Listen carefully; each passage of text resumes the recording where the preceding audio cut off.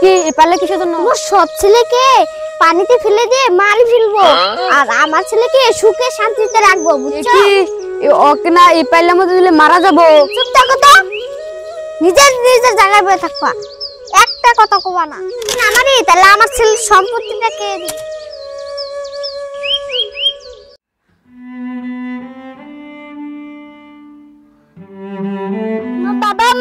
আমার বাবা মা আমাকে পালিয়ে দিয়ে গেল না। এখন জাল টাল গুছিয়ে নিয়ে আমি বাড়ি যাবো। তো কি একটা পাল্লার মধ্যে বাচ্চা, যাই যাই ওটার বগলে যে দেখি। আরে বাচ্চাটা আমার মরে যাবে, তাড়াতাড়ি আমি লুঙ্গি টুঙ্গি খুলে ঝাঁপ দিই।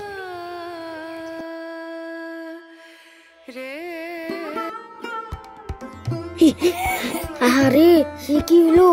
এখন এই বাচ্চাটা এখন কি করবো?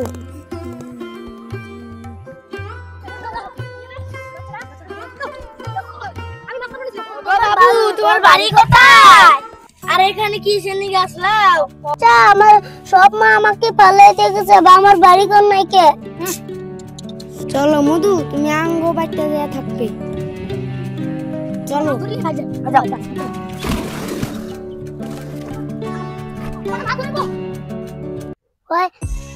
ভাই আঙ্গ দুটা আব্বা হইছে।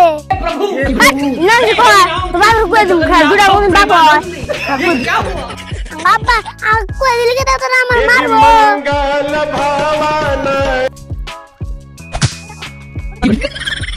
তোর হাত পোলা কি ধরা দেবো?